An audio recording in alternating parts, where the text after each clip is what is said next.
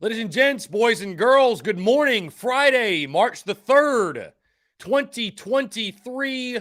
Hope you are all doing well. Chris Phillips here of the Daily Crow of the Spurs Up Show. Your host as always. And yes, in case you missed it, we are live this morning because it is a big day in Gamecocks athletics as South Carolina women's basketball begins their run for the SEC Tournament Championship, the crown, if you will. They take on the Arkansas Razorbacks at noon. So with that being said, obviously was not going to be live during the game.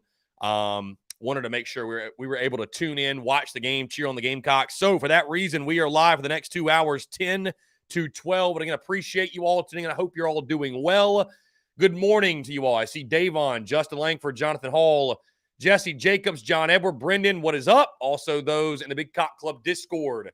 Head over to the TDC Questions channel, the TDC Questions channel. Be sure your questions are answered there. Again, guys, I do want to hear from you. The phone lines, of course, are open. Very excited to chat with each and every single one of you here on this game day. Of course, we got a little baseball series this weekend, right? The best rivalry in college baseball. South Carolina, Clem sucks. It all gets going tonight, as Jonathan Hall points out, the weather report is looking better and better and better. Will we start at 6 o'clock? I don't know. I don't know that we will, but baseball will be played tonight, I believe, at Doug Kingsmore Stadium, and, of course, all weekend long. Going to be a lot of fun. Guys, before we dive into everything, of course, TDC brought to you by our friends over at Prize Picks. Go download the Prize Picks app or go to prizepicks.com. And when you do, use that promo code TSUS to receive a 100% instant deposit match up to $100. Guys, you can play anything and everything, college sports, pro sports, you name it. They have got it over at Prize Picks. They've got a great app you can use, or again, you can go to the website. So many fans and listeners of the Spurs Up Show have made tons of money with our friends at Prize Picks, and you should as well. So again, go download the Prize Picks app or go to prizepicks.com. And when you do, use that promo code TSUS to receive a 100% instant deposit match up to $100. Be sure to check them out and tell them that Chris from the Spurs Up Show sent you. Again, guys, good morning. Hope you're all doing well. You know, we've done these morning TDCs a couple of times, right? We 10 to 12. We've done this a couple of times, just a handful. And it's funny. It's fun to switch it up and do some different things for sure, but it also makes me realize that I love my morning routine and having my mornings. I love the noon to 2 time slot. All right, let's go ahead and jump to the phone lines here. Skyland, what's up, man? How are you? Happy Friday. Happy Friday, man. What's up? How you doing this morning? I'm doing great, man. You sound like you just woke up. I did. I woke up just for you because I missed yesterday's show. You could have slept in at like 11:30, man. We're going to be live till 12. So I mean, but no, I appreciate you, man. It's great to hear from you. Obviously, I'm really excited for the weekend, man. You know, it's funny, even though a lot of times I have to make updates to it and changes to it, what have you. But when my guy AUPPL, when he sends me the series graphic, that fires me up, man. It's like a shot of adrenaline when he sends me that graphic over. So yeah, you didn't send me that last night.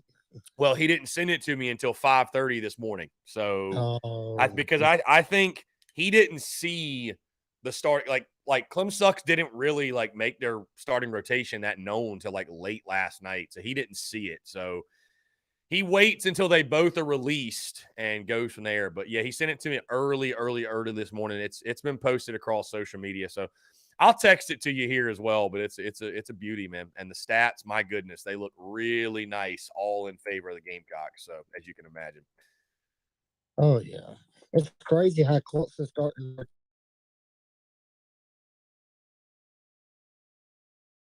And of course we got the news, later yesterday, and I'd actually heard that around like 1 or 2 o'clock, got a DM from a kid, but, obviously wasn't going to say anything until it was more so confirmed. And, Ammons being out for them, that is big. So they'll go Gordon, Smith, and TBA. And, we already felt really good. I mean, South Carolina fans, I think we all felt really good about the Gamecocks getting at minimum winning 2 of 3, and a lot of people feeling great about the sweep. I mean, I think at this point now, man, I mean, if you're looking at it from the other side, if you're looking at it from the Tiger side, you're really behind the 8 ball now, man. You're literally down your best pitcher. But obviously, I'm not asking any of our fan base to have any sympathy for them after what we went through last year. So it's it's just how it works 45 out, and more. it's up to the Gamecocks now to take advantage of it. We got 45 more runs than they do, Mhm. and we have 20 more home runs than they do. They like to run it for sure. Yeah. Anyway, with this being the first big series of the weekend, is it possible that we go straight defense today and you see Brewer installed in the outfield and Petrie at DH today? I don't know. Your guess is as good as mine. I mean, I would think, it's going to be a windy night tonight at Doug Kingsmore Stadium. So I'd imagine the ball is going to be flying. So I don't know. It'll be interesting to see how they play it. If I was going to go defense in a game, I'd go Greenville. I just think with that ballpark, really big gaps. But, I'll be interested to see how they play it. But, I would go with the best sticks personally. I mean, is Tippett that less of a fielder? I mean, is he? I know Stone is an elite fielder and Brewer's a good fielder as well, but I just don't want automatic outs at the bottom of the lineup. That's my biggest thing. So, but If you got the Brewer installed in there, you best believe that's automatically out. yeah, or close to it. I think you Or see close to Carson it. back in the lineup today. I think he sit the last 2 games. Mm. I think Keatsa tries to give him a chance to figure it out today. That's what I believe Yeah. will happen. Let's see. Yeah, no, for sure. So I'm looking at odds for women's basketball right now. I was trying to see if there was a spread on the South Carolina Arkansas women's game, but Is there a spread? I haven't found one. There might be, but I haven't found one. But there's been spreads for regular season games. So yeah, I don't know.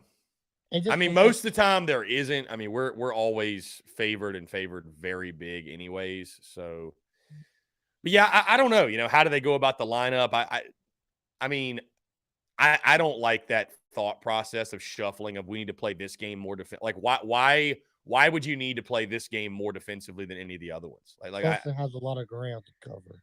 Yeah, I mean, I don't know. I don't know. I think the best 9 hitters play. That's kind of my thought process. I think the best 9 guys play. I'm not saying you stick guys out there that are, you don't want 7 DHs behind your starting pitcher or anything, but I'm just saying that I think that that's the coach's role, right? You gotta weigh, is maybe Evan Stone's an A+ fielder and Will Tippett's a B- fielder, but like, is that drop off worth the upside at swinging the bat? You know what I mean? Like, so you have to weigh that. You obviously have to weigh that and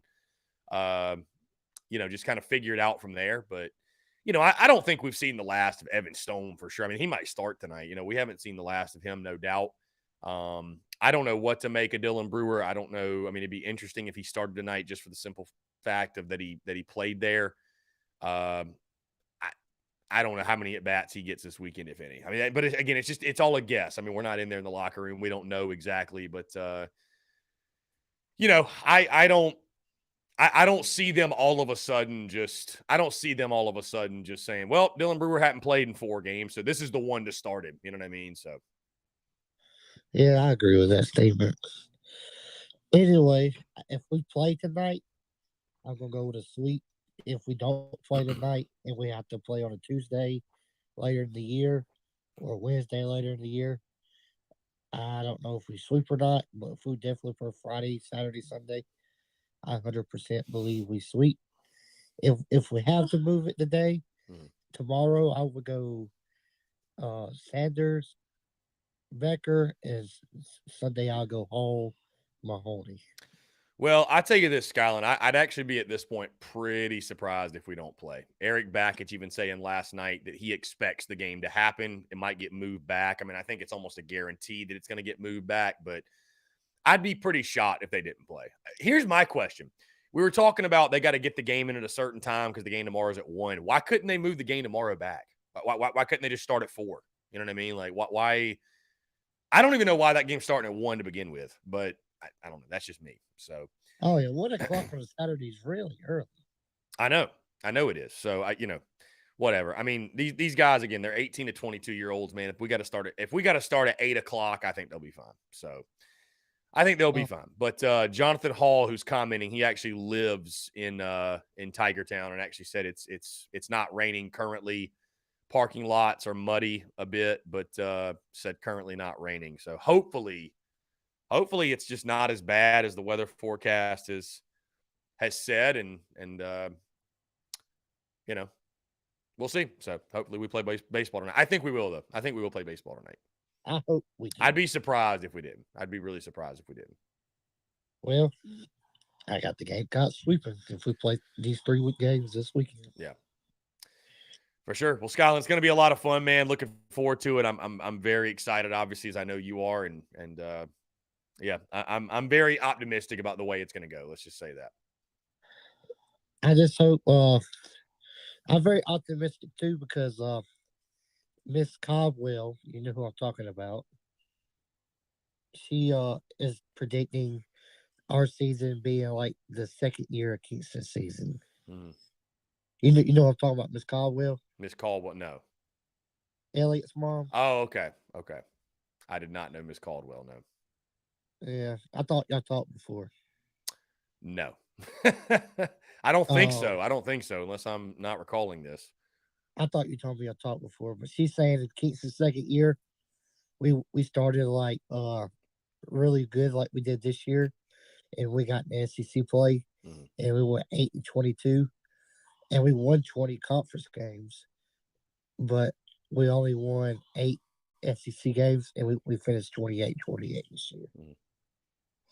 And she's saying that's how she thinks it's going to go.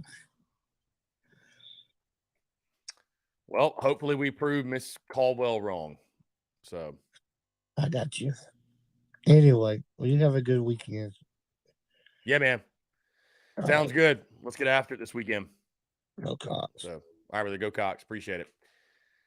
I apologize to Skyland. I feel like I'm doing like 1,000 things at once. That is probably why you see some of the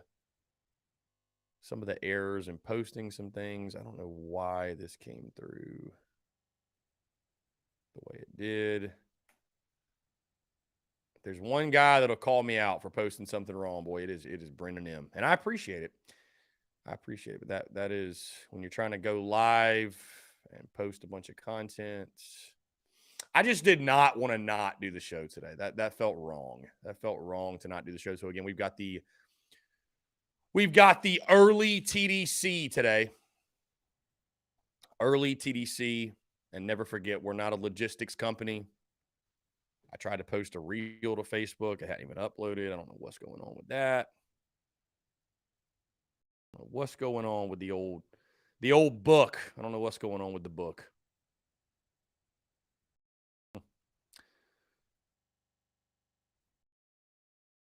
Anyways, guys, 843-790-3377. The phone lines are open up. I see Coleman commenting. Who's your all-time favorite Gamecock golfer? You know, that's tough, Coleman. You're going to really make me pick between Wesley Bryan and Matt Neesmith. And I've had both on the show. Both are great. So I will say it's a tie for first. I'm not going to pick between those two guys. Both awesome dudes. It's funny. I've had my guy Golf Life Metals helping me out with all these ball markers and divot tools. And I'm like, man, I need to get either Neesmith or Wesley Bryan or both. I need to get them some like TSUS ball markers and stuff. Golf merch, if you will. So Coleman Hall says, apologies on the subject change. Hit the driving range this morning and have golf on the mind. I hear you. Hey, love that. Love that, my friend. Glad it's the weather's good enough where you are to hit the driving range. So Justin Lang, for one thing about our women's basketball team, I can truly say they know how to get the dub. Indeed they do. Yeah, I'd expect a big W today as well. Justin Langford, I hope Brewer and French do well against their former team. Brewer definitely needs to get it going. I just don't think Brewer's going to play, Justin. That's the thing. I mean, I've talked about that yesterday, and I've talked about it all week, is that when those guys first came over, I really thought that was a big storyline in this series. And I think coming into the series now, the week of it and the way things have shaken out with the lineup and who's playing and who's not, I don't think it's that big of a storyline with. I mean, it's an interesting dynamic. Again, those guys are going to be in the visitor dugout tonight, right, versus their home dugout or what was their home dugout. But I don't think they're going to play. I mean, you never know. Baseball's got a funny way of putting guys in certain situations that you wouldn't expect. But I don't think Brewer sees the field, and Jonathan French, I think, might see a couple of pinch hit opportunities. But outside of that, I mean, and you hope what you hope is that like we're up like 7-0 in the 7th inning, and Jonathan French comes in a pinch hit spot, and it's a cool moment. You know what I mean? But I don't know. I don't know if we'll see them, to be honest with you. B. Hughes, yeah, early TDC, my friend. Early TDC indeed. Gotta love it. Gotta love it.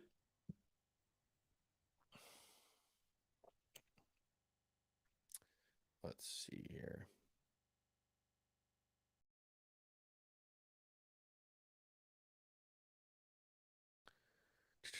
Todd Smith, what is up? What is up? Jonathan Hall, softball home game for Clem Sucks is now a doubleheader for tomorrow. This has to be because of baseball, trying to get more fans in the stands for baseball and parking, et cetera. A lot of Clem Sucks fans are selling tickets. David Barnes, have you kept up with the Murdoch trial? He was my neighbor. Wow. I have not. I just saw last night that he was guilty. I don't know I haven't kept up with it like that. I have not been binge watching all the trial stuff, but pretty crazy stuff. Pretty crazy stuff. Pretty crazy stuff. Yeah, I would expect South Carolina to go with the Yankee Grays tonight. Who is the home team? Oh, he did get life. So that he's been sentenced now. So Murdoch's been sentenced now. I mean, to be fair, you commit murder, you should probably get the life sentence. It's just, I mean, I don't know how that's even, I don't think that's debatable.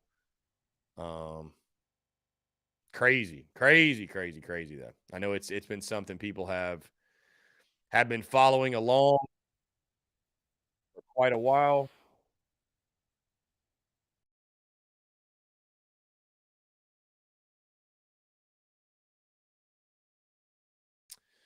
Nuts, man.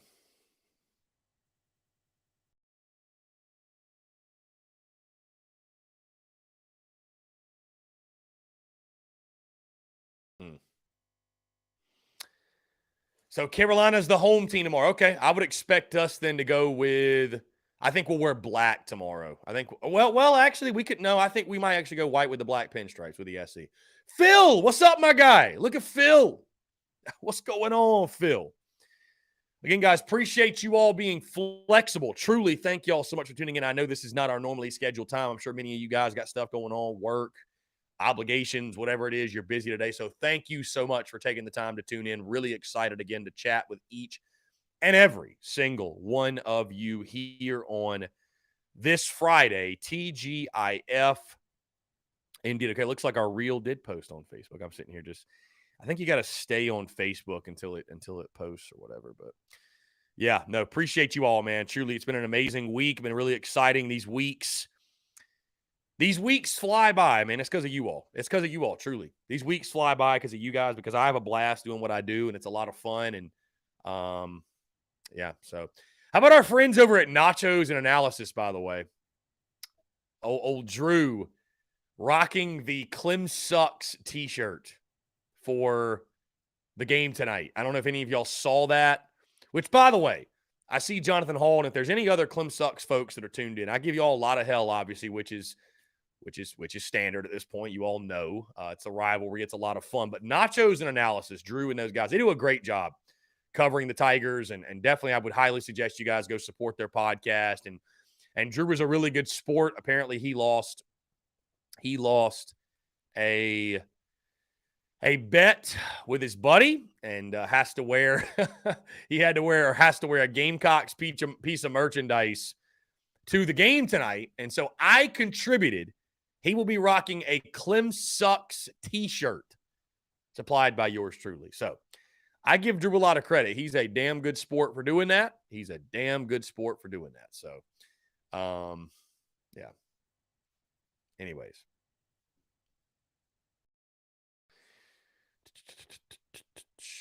Travie, what's up, man? The rugby guy is here.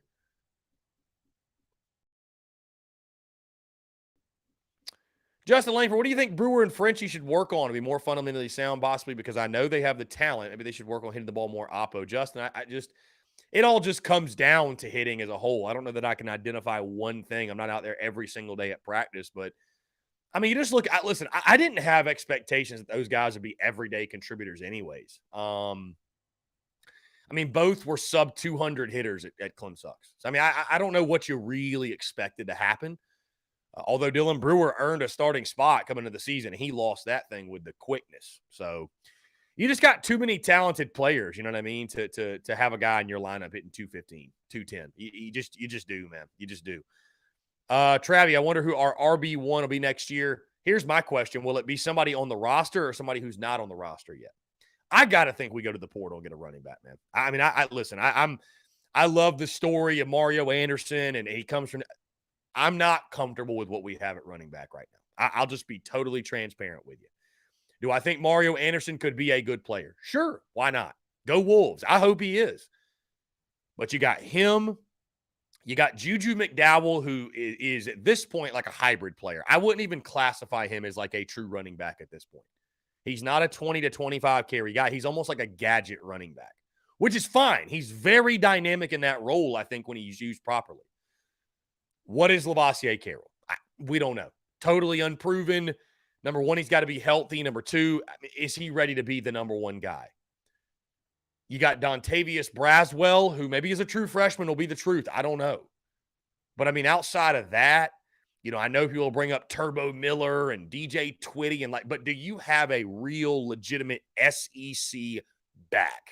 You know what I mean? Do you have an SEC back that you can give the football to in crunch time, that you can give the football to 20 to 25 times a game? I just don't know that you do. I don't know that you do. I think it'll be important to go out to the portal and find somebody. And I'd be surprised if they don't. I'd be really surprised if they don't at this point. And I'm not trying to like slight any of those guys on the roster, but like realistically, how does the talent at our running back spot compare to other teams? I know that Shane Beamer and company, they've made a hell of a, they've made a living to this point, or they've done really well going to these smaller schools and bringing in guys and, getting the most out of them. But, you got a D2 transfer, you got East Tennessee State transfer, you got a Ivy League transfer. Like, how does the talent really stack up at running back to these other teams? Like, and I know running back's not what it used to be. Like, it's not a premium position, but again, I say all that to say, like, I think we need to go get somebody. Like, I would like to see us pick up one more guy. I would.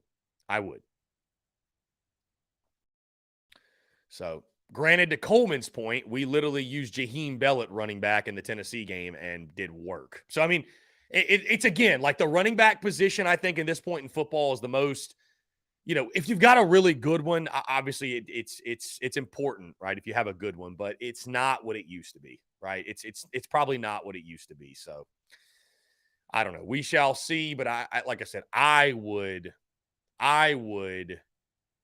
go pick up a guy. That's just me. So I'm sure somebody will use that clip to spin that I said everybody sucks. He said everybody sucks. By the way, guys, quick reminder, and I'm really, really excited for it, of course, the live stream watch-alongs that we will be operating tonight, tomorrow, and on Sunday. We'll be watching the games together. Really looking forward to it, man. Going to be a lot of fun. I think it's going to be a huge value add in regards to content. Actually, today, I am going to be rearranging the studio a little bit because you see the TV behind me. We're going to watch the games on the TV. So I think I'm actually going to flip where the desk and this couch in here is and sort of go from there. I'm not exactly sure because I don't even use this futon in here. And I should. I could leave it as is. I could, but it wouldn't make a lot of sense, I think, for me to be like looking up and the camera be looking. I don't know. I don't know that would make a ton of sense. So, we've got the new little lavalier microphone piece I'll have hooked up. It's going to be a lot of fun. Going to be a lot of fun, guys. I'm looking forward to it. And again, I think live stream watch-alongs, I feel confident in saying they're going to become a much, much bigger part of our content for big games and stuff like that. We can interact during the game and all that. So we'll be live the entire game. So cut on the game on your stream, get your phone, your laptop out, whatever, and have us. It'll be right here, Facebook, YouTube, Twitter, and Twitch, the exact same way you tune into TDC. Really, really excited. Really excited for it, and going to be a lot of fun all weekend long. Let's see. Kevin, we truly need a running back, no converting receiver. I hear you. Yeah. Need a true running back, no doubt. John Eber, yeah, I thought Zach Pickens was pretty good in the combine yesterday. Based off what I saw, his numbers, pretty solid. Pretty solid. Brendan said, Mr. Rugby himself when talking about Phil. By the way, guys, next week's going to be a bit interesting. I'm going to be kind of all over the place, I think, at this point. I haven't 110%. Yeah, Phil. Listen, Phil, you are the what is it, brainchild, if you will, or what's the phrase?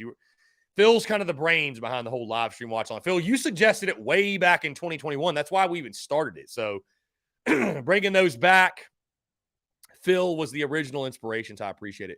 But Phil, on that note, my guy, I'm going to be at one of your favorite places next weekend, this time next week. I think you know where I'm referring to, down in old Orlando. Going to be down in Orlando next weekend with the fam. But next week's going to be kind of crazy, guys. That's why I say that. So I think there's a good chance Tuesday I will be going to the Players' Championship with the Carolina Cigars boys, so probably no TDC on Tuesday. We'll have it Monday as normal, of course. We'll have it Monday as normal. Wednesday, I think we're going to operate TDC Wednesday, Thursday for sure. I don't know about Friday. I doubt Friday, to be honest with you. I doubt Friday. I'm going to just go ahead and say no Friday. So Monday, Wednesday, Thursday. Monday, Wednesday, Thursday, TDC will rock next week. Wednesday, Thursday, we'll be in a different location. I'll just say that. So I know you guys roll with the punches, man. I know you're not too worried about it. But, next week will be a big week, too. We got the SEC men's basketball tournament. The men's basketball tournament taking place. Of course, women's basketball tournament starts today. Tip-off in about an hour and a half as Dawn Staley's squad takes on the Arkansas Razorbacks. The Arkansas Razorbacks. Looking forward to it. Looking forward to it.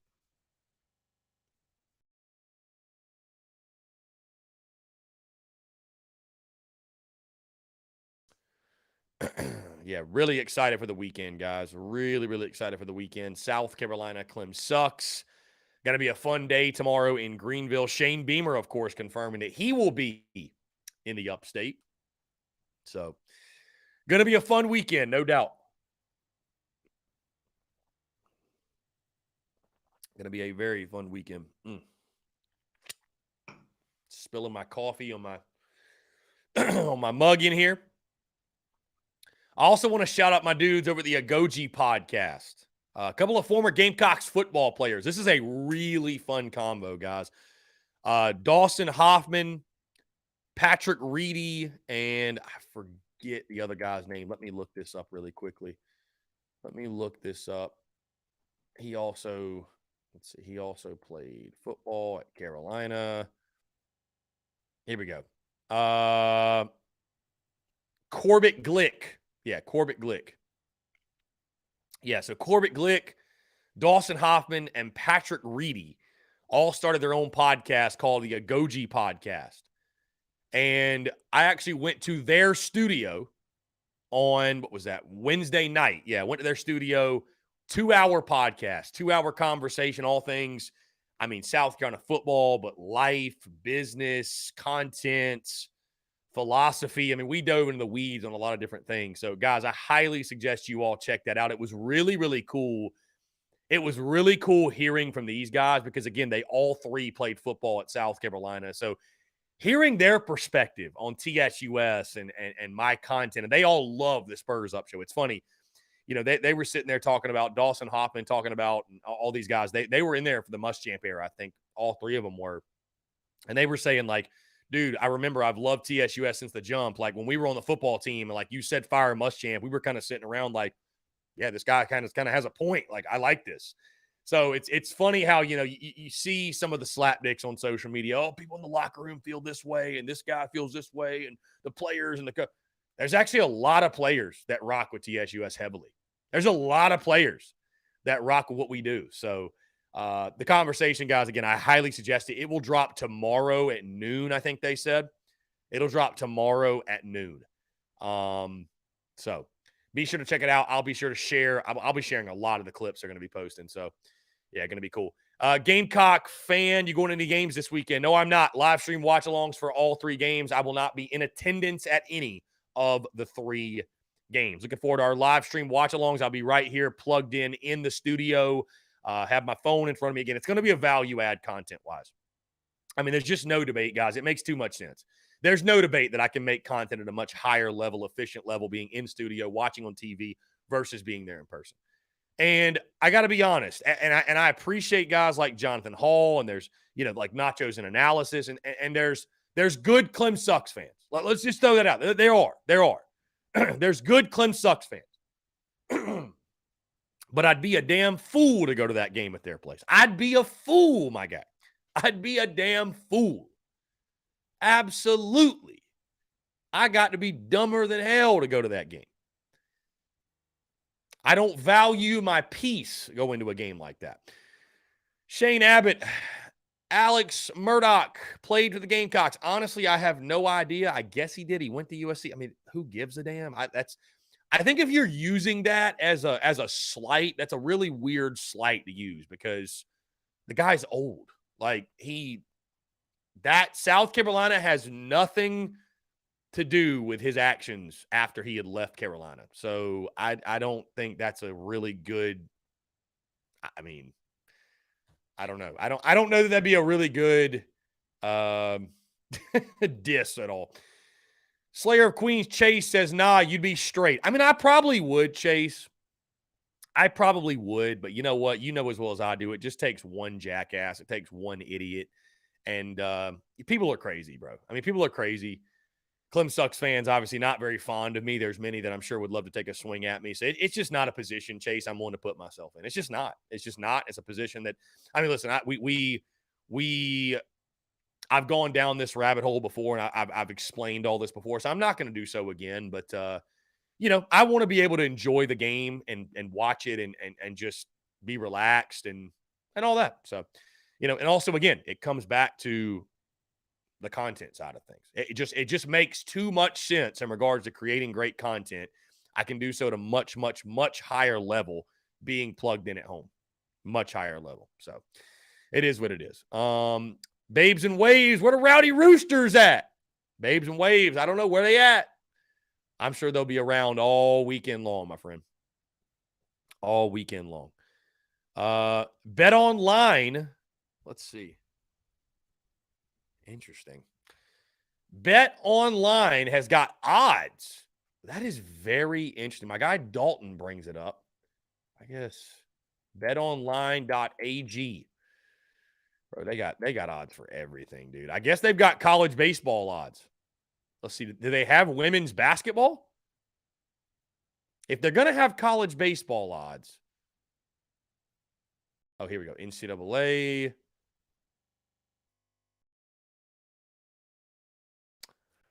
NCAA basketball game. No, I don't see anything for South Carolina. Where are you seeing college baseball, my guy?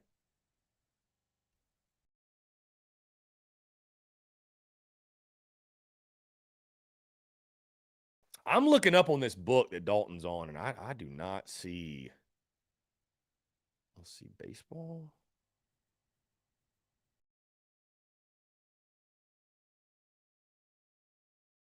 Okay, here's baseball. Okay.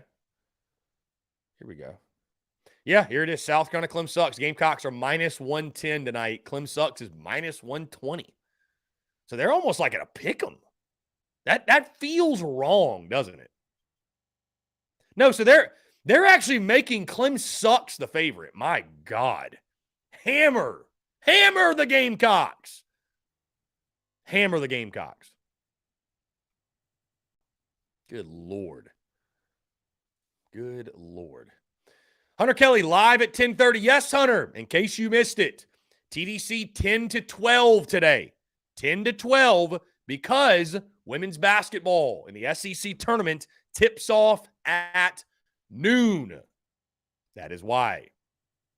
That is why. In case you guys didn't understand, Will Hall just joining. Weather still looking okay for tonight. Yes, I actually posted the hourly weather reports. Rain is, so here we go. 2 o'clock, it's 20%, 3 o'clock, 46%, 4 o'clock, 80%, 5 o'clock, 90%. Then at 6 o'clock, it's 80%, 7 o'clock, 30%, 8 o'clock, 20%. So we should be good. I think it's probably going to be a delayed first pitch, but the game should be happening. I'd be shocked if it didn't, like I said. So, yeah. I would be shocked if it did not.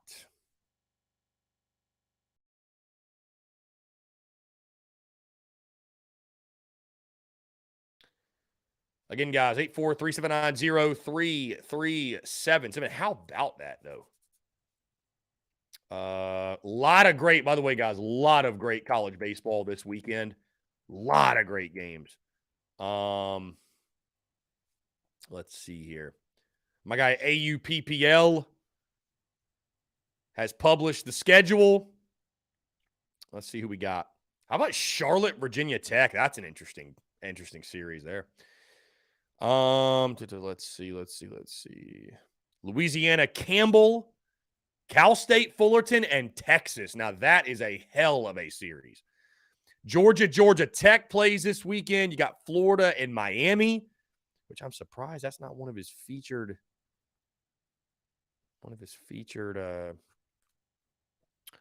graphics there. I don't know. Let's see. Florida, Miami's at 6:30. They're on SEC Network Plus. So, a lot of great college baseball this weekend. A lot of great college baseball.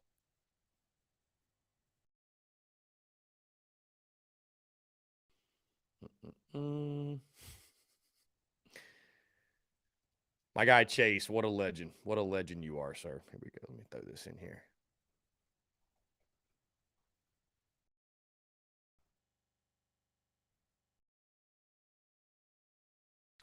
Big Wash. The show started today at 10 o'clock. We'll be rolling till noon.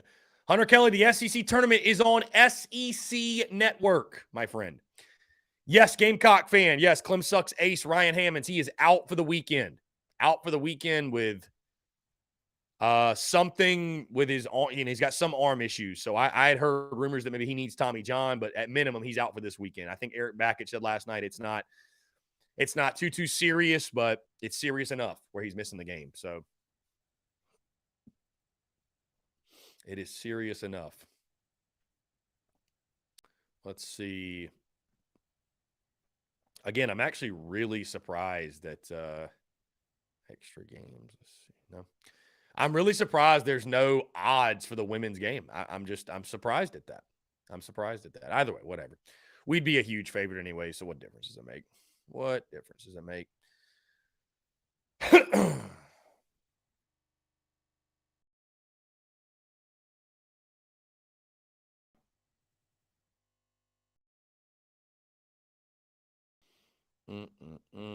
Hunter Kelly says we're all so used to the routine. Well, Hunter, again, the reason that I moved the show up was because I was not going to sit here and be live noon to 2 while the women were playing. Right? That's just disrespect. We all want to tune in, watch the game. I'm excited to see what the Gamecocks do today. Obviously, we are all expecting the W, but that is why I was doing so. Let me go on record, by the way. We have not dropped a graphic or anything. Probably will not do so, but I'll go on record.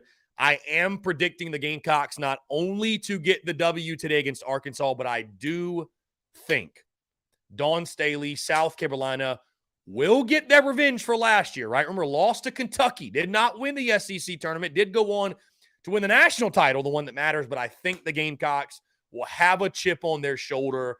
They will get it done, and I think you'll see South Carolina yet again hoisting that trophy on Sunday afternoon, winning the SEC tournament. I think this team wants to be perfect. I think this team wants to go wire to wire and stay unblemished on the season. Again, I think they'll get the job done. Gamecocks will win the SEC tournament. Are there other quality teams in this tournament? Sure. Could South Carolina find themselves in a close game? Sure, but nobody's on the Gamecocks level. And if South Carolina plays their game, I know we all agree there's nobody that can touch them. So I've got South Carolina Sunday afternoon. They will be hoisting the trophy, and they will win the SEC tournament this weekend in Greenville. Luke RJ, the home team for the baseball game in Greenville, South Carolina is the home team. We are the home team. So really, really good stuff. Guys, we're going to jump into our first break. On the other side, I want to continue to hear from you more of your questions, your comments, your calls, and more here on this Friday. You're tuned in to the Daily Crow.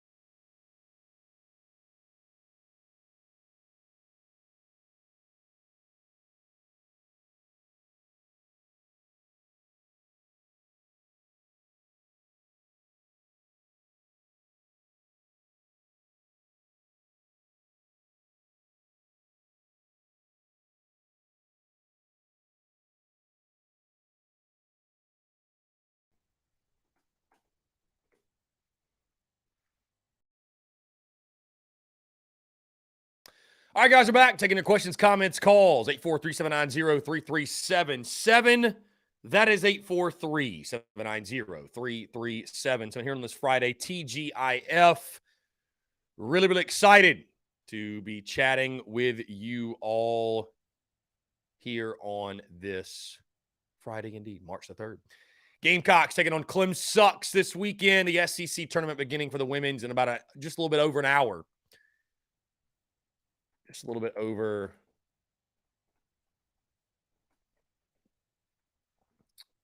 over an hour here. My guy. My guy. Let's see. Guys, we've posted a graphic, the series preview graphic, Gamecocks against Clem Sucks, and it is as lopsided as you'd imagine, with the Tigers coming in losers of 4 in a row. South Carolina, of course, undefeated on the season. And literally, South Carolina has the advantage in practically every single statistical category. The only things that Clem Sucks has the advantage on, they've hit 22 doubles compared to South Carolina's 12. They've stolen 28 bases compared to the Gamecocks' 15. And they literally do not have the advantage in any pitching statistic or fielding, for that matter. So the Gamecocks, again, you feel like you're in a really, really good position. You should be able to take care of business. We will see what happens. But, yeah, I think you got to feel really good, feel really confident. I know I am for sure. I know I picked to win 2 of 3, and now Ryan Ammons is out for the Tigers as well. It's going to be really, really tough for them, I think, to find anything, to be honest. Going to be really tough. Going to be really, really tough. So, Luke RJ, how many people do you expect to be at the basketball game Saturday at 1 o'clock against the Georgia Bulldogs? Yeah, it's funny. Luke RJ, we haven't even talked men's basketball really at any point. How many people? I'll go. I will go. I'd put it, Luke RJ, realistically, like 2,000, maybe 1,000. It ain't going to be very many. I mean, dude, you've got women's basketball, you've got baseball going on. I just don't. I don't know who would actively make the decision to go to go to the men's basketball game. And men's basketball is during the baseball game. Like, I just don't know who would actively make the decision to go to that and allocate their time and energy to that. I don't know who would. I don't know why. Unless you're a parent of a player or a relative or you're a significant other of a player. Like, I don't know why you would. Or you're, who is? I don't know. James Kendall, no mercy rule this weekend, fellas. I hear you. Yeah, pour it on, James. Pour it on. I agree with you, man. Pour it on. John Eber, what year are the 3 Clem Sucks starters? Well, John Eber, one of them's TBA. So, yeah, one of them's TBA.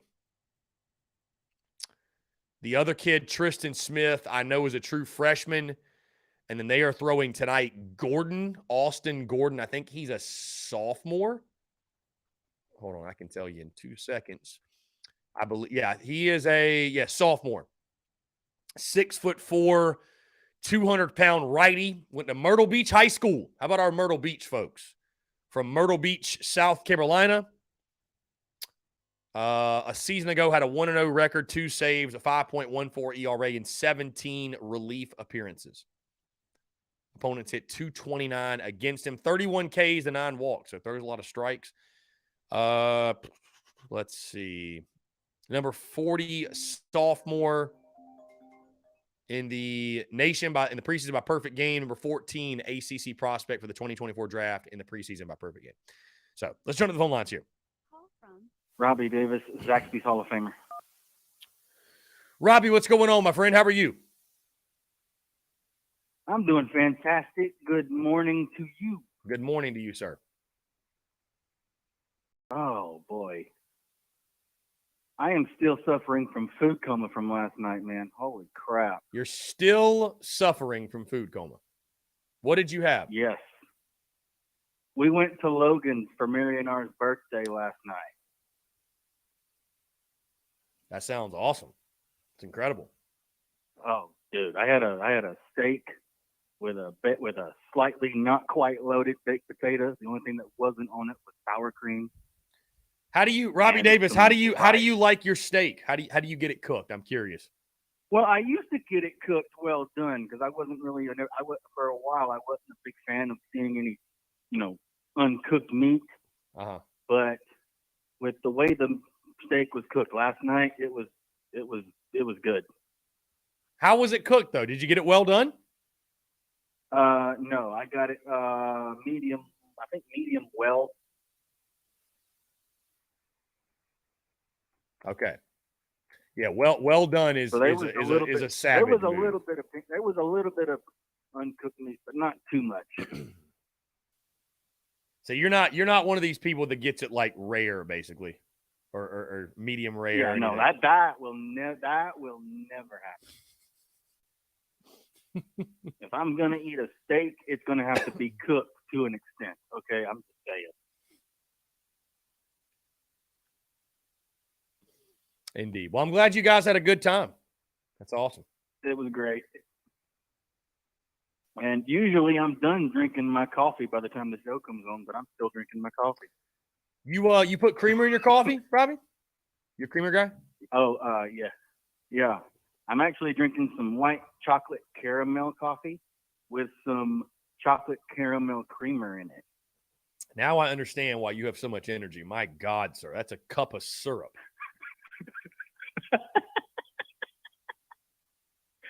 But yeah, it is. It's the creamer is the creamer is fuego. Okay, it is fire. Okay, it is good. But anyways, I do not give a flying monkey fart about no mercy rule this weekend. If you got a chance to score 20 or more, do it. We're playing Clemson. No mercy. Mercy does not exist this weekend. Mercy is not in the vocabulary of a South Carolina baseball player this weekend. Clemson will get mercy whenever they get on the bus and go back to Clemson. That's whenever they get mercy. It is on Sunday whenever they leave Columbia and are licking their wounds.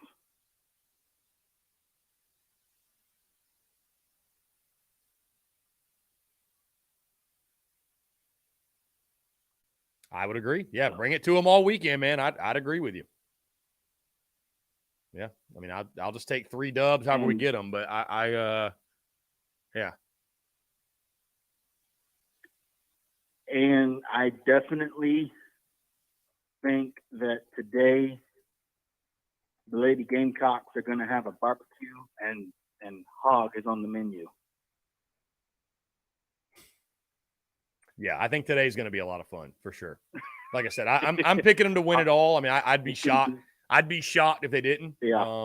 Same here. I would too. I mean, I will say this is a team that's played some close games and yeah. So, you got to avoid the slip up, but no, I think we all feel confident. We should feel confident. South Carolina, if they play their game, right. is the best team. Right.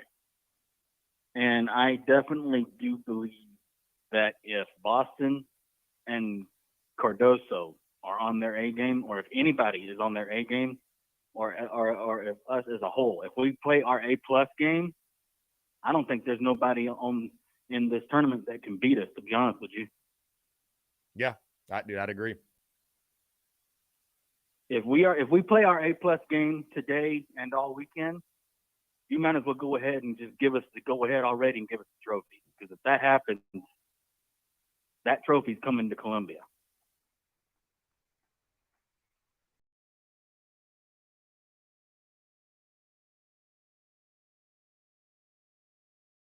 Yeah, I'd agree, man. I think we're going to win it all.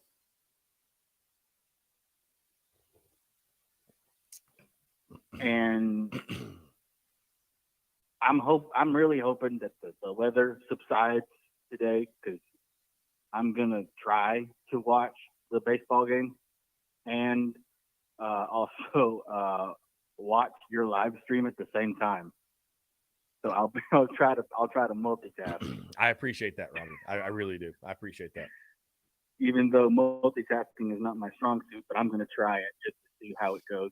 Yeah, I appreciate that. Get your no devices, problem. get your devices out, and yeah, we'll have us a night. So we will have us. Oh, a for night. sure, for sure. But yeah, I'm excited for the series this weekend. Excited for 12 o'clock. Shoot, after this phone call, I might go walk, try and get some steps in before tip off. You ought to, man. But, Why not? Get you 10,000. I ain't gonna be able to hit 10,000 before tip off, but I'll Oh. get pretty close probably. But I think, and I do believe that our pitching staff for this weekend is better than Clemson. No slight, I'm not having no slight towards Clemson, but just from what I've seen the first couple of weeks of the season, okay, I think that our pitching staff is right now head and shoulders above Clemson, and I think I think today and tomorrow and Sunday it'll show. I mean, Robbie, I don't think, again, I know in football we a lot of times we compare position units, like where does South Carolina have the advantage, where does the opponent have the advantage? You go down the list of quarterback, running back, receiver, O-line, whatever. You go through that. So if you were to do that for this baseball series, I simply do not know where Clemson has the advantage. I don't think they have an advantage at all, anywhere. I mean, Right. I think you could realistically argue with Ryan Ammons being out, their ace. You could argue the Penn pitching staff is better than Clemson's pitching staff. I don't even think that's a hot take. I think when this weekend's over, you'll say that Penn was better than Clemson's, at least on the pitching side of things, with their ace being out. So, the Tigers will throw nothing at you you have not seen. And again, you've got the advantage across the board. So now it's just all about taking care of business. I think South Carolina will get 3 quality performances out of their starters. I think their bullpen will continue to shove. And, as long as the bats just don't go ice cold for whatever reason, yeah, it should be a very fun weekend. You should take the series at minimum. And I think you'll have a great opportunity to sweep. For sure. But I'm going to go ahead and get over here because it is almost 11. So I'm going to try and get as many steps in as I can before 11:50. I got you. Robbie, appreciate you calling in, man. Always a pleasure. Oh, no problem. Go Yardcock. Go Yardcock. Go Lady Gamecocks. And dadgummit, to hell with Clemson. To hell with them. Well no said. Mercy. Well said, my friend. No mercy. mercy. Does not exist. No mercy indeed. All right, buddy. All right, Have buddy. a great weekend. Yeah, man. You too. Take care. We'll talk soon. Great stuff from Robbie Davis. As always, yeah, no mercy. But again, guys, I mean, I look at the weekend, I look at the series, and I mean, even before Ryan Ammons went down, we felt good about it. This one, it's interesting, right? You don't need any extra juice or any extra storylines, or it's South Carolina, it's Clemson on the diamond. I mean, the history, the tradition, everything that makes this rivalry great. I mean, there's so many things. You don't need anything extra for this weekend, but there really are. There's some extra motivation, I think, for South Carolina. The Monty Lee factor. And I saw somebody comment on Twitter about, if Monty Lee's got a chip on his shoulder, that's his problem. Like it was, he had every opportunity at Clemson to do well. And and you know what? That might be true, but still, they fired him. So again, I think you would be foolish to think that like he doesn't want to shove it and stick it to them, right? I think you'd be foolish. So you got that factor. And I also think, too, man, you've got a lot of guys on this South Carolina roster that endured being swept last year and hearing about it all season long. So I don't think you got to explain to them how big this weekend is. You don't want to overemphasize the rivalry series because it's a long season, but this one's important, man. It's important. There's no other way to slice it. This one's really important. And, especially with, again, just the clear advantage you have from a roster standpoint. And now Ryan Ammons is out for the weekend. And, Clemson is scrambling on the bump. You should take advantage. You should take advantage, bottom line. I want to see this team, though, all weekend be even keel. I want to see this team control the emotions. And I do think it's actually a benefit and an advantage to South Carolina that they've got a bunch of guys that, they've got veteran guys, right? We talk about the lineup, and Mark Kingston preached all preseason about the veteran presence they injected with guys like Will McGillis from Southern Miss, Caleb Denny from Oral Roberts, Gavin Cassis from Vandy, all of your guys that are currently sophomores that are a year older from last year. I think you've got a veteran group that will not allow the moment to be too much, right? I don't think you're going to see them pressing. I think it's going to be a bunch of guys that are very, very workmanlike, very businesslike, because this game is hard enough and this series is big enough. So when you start adding some pressure, when you start adding pressure internally and you start overthinking it, well, that's where craziness can happen. That's where, again, you see these leadoff walks, 2-out walks, errors being made, and just things that are not in your character. That's where you see that happening. And I think South Carolina will be composed this weekend. I think the Gamecocks will take care of their business. And I think you'll see a group, because this is a series that comes down to the little things, right? It comes down to all the things, the fundamentals that I just mentioned. There's a reason why I don't give keys to the weekend for baseball, because it's always the same. It's all about pitch well, play good defense, get timely hits. That's what it all comes down to. So the team that does that better will have a successful weekend and will win. And I think that team will be the Gamecocks. I do. I think South Carolina, again, I think you feel great about your starting rotation. You feel great about your pitching staff as a whole, and what you'll be able to do against the Clemsux lineup that really doesn't have a ton of pop. Let's be honest. They lack that star power. I mean, Caden Grice can go yard here and there. Cooper Ingles, a good player. Blake Wright's a good player. The freshman Canarella, he's solid, but they don't have that pop that many, many, many other teams you play this season have. And then again, on the bump, they're scrambling, looking for answers, got hit around by UCF last weekend, and now they're down their best pitcher. So everything lines up for the Gamecocks to have a big weekend. Everything lines up for it. So should be a lot of fun. Again, 843-790-3377. Panic Ritter, I'm worried about the ladies and baseball today. Panic Ritter, I say this with all the love in the world, pipe down, slap dick. Pipe down, slap dick, you miserable son of a bitch. Panic Ritter, just sometimes, brother, sometimes. I mean, Panic Ritter, you wonder why people talk shit to you on Twitter, but there's a reason, dog. There's a reason. The only time you comment is when it's negative. You don't ever give praise. You never have confidence. I don't know. I'm getting a little weary of the Panic Ritter stick. I'm getting a little weary of it. Golly, Panic Ritter. I don't say this a lot, but find some joy, Panic Ritter. You need to get yourself a girl, Panic Ritter, straight up. You need to get yourself a girl, a hobby, something to do. Something. Find some joy, Panic Ritter. My God. That should be your 2023 resolution, is do enough to have your nickname changed from Panic Ritter to just Adam Ritter. That's your name, Adam Ritter.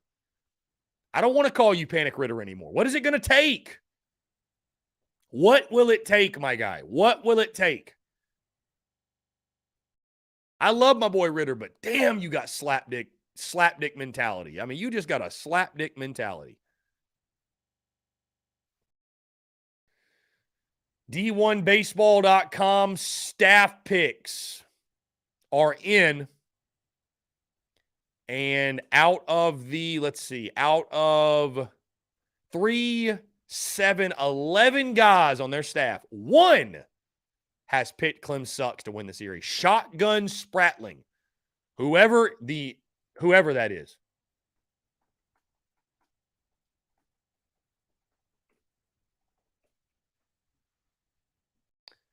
Whoever that is. I don't know. Everybody's picking Georgia Tech except Mike Rooney, who's taking the Dogs. How about that? There's going to be upsets, though. I mean, there's just going to be upsets. Anyways, I'm not meaning to single out Ritter, but you know what? You inject yourself into the comments. You just, I mean, literally, Panic Ritter, literally the women have not lost a game all year. And you have been worried at every turn. Worried at every turn. When does the worry stop, my guy? When does it? Or I think Panic Ritter is trolling me. I think Panic Ritter's just a dude who's it's a shtick. I really believe that. at this point because there's just no way. There's just no way.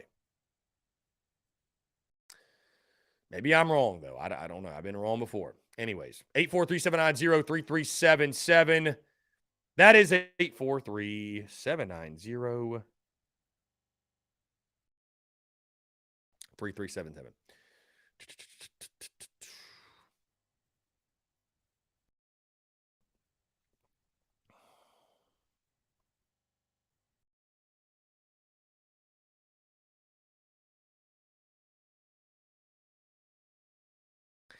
Somebody said, I think Ritter is a Clem Sox fan.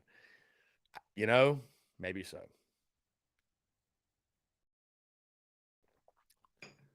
Guys, really excited to see Will Sanders toe the rubber tonight. I think this is a big one for Will.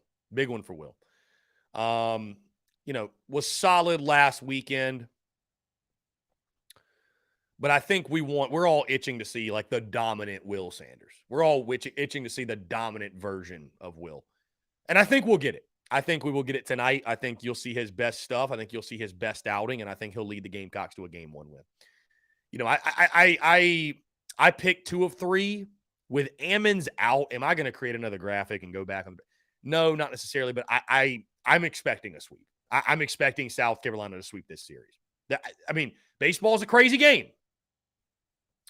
Baseball is a crazy game. But I just, again, unless something just unexpected, I mean, and it could, right? You could go cold, but South Carolina realistically should sweep this series. They absolutely should. They have the advantage at every turn. They have the advantage at every single turn. Excuse me.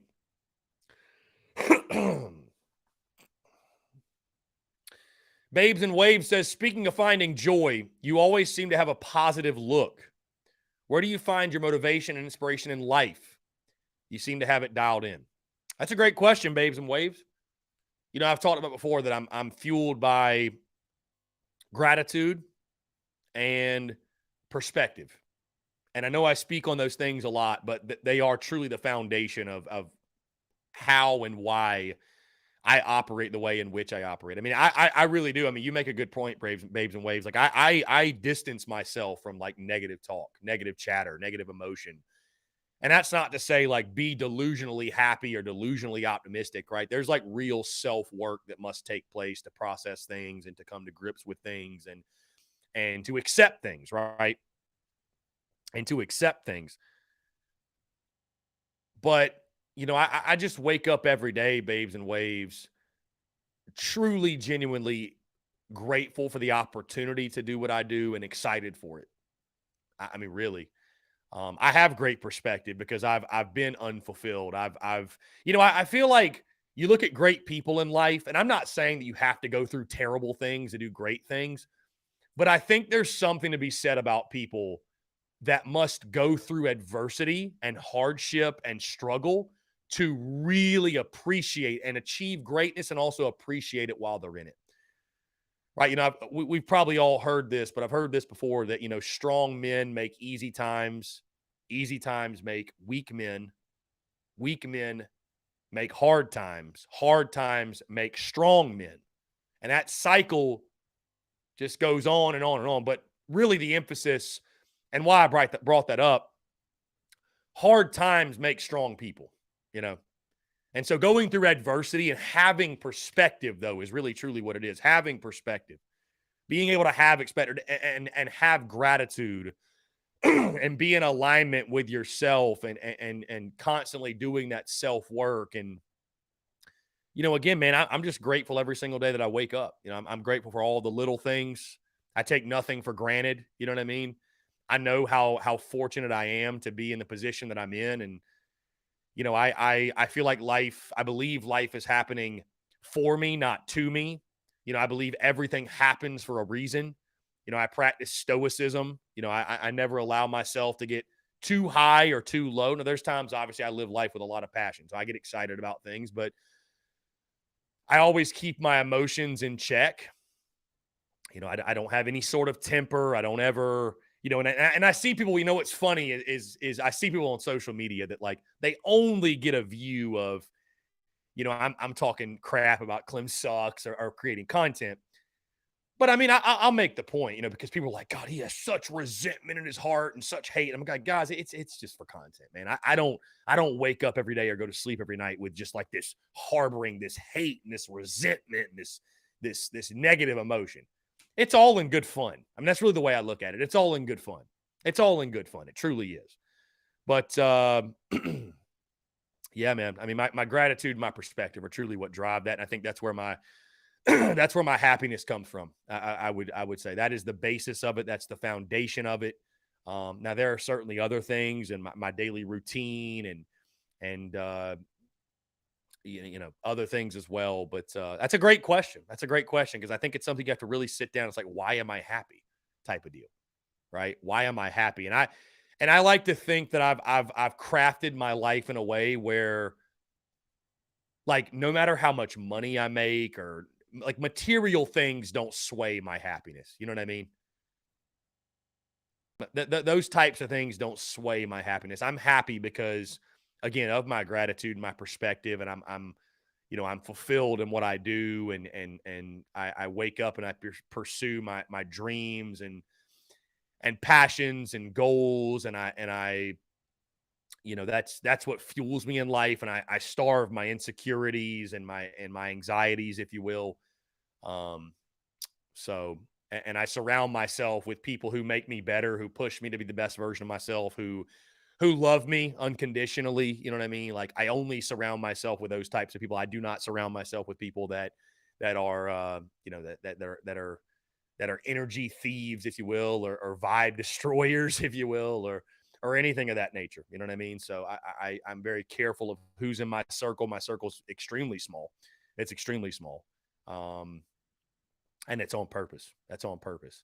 But I mean, and it's really too, babes and waves. I think you have to understand, you have to realize that happiness is a choice. It is a choice. It really is.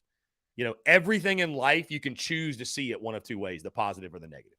Outside of some extreme things, right, that are very traumatic events. Right? I'm not saying that, like, there's some things that happen that it's like, that you have to process and deal with, and it's tough to do so, right? It's a struggle, but most things in life you can see one way or the other. You can see the positive or the negative. You have that choice, right? Because what people don't realize is, like, the universe is completely neutral.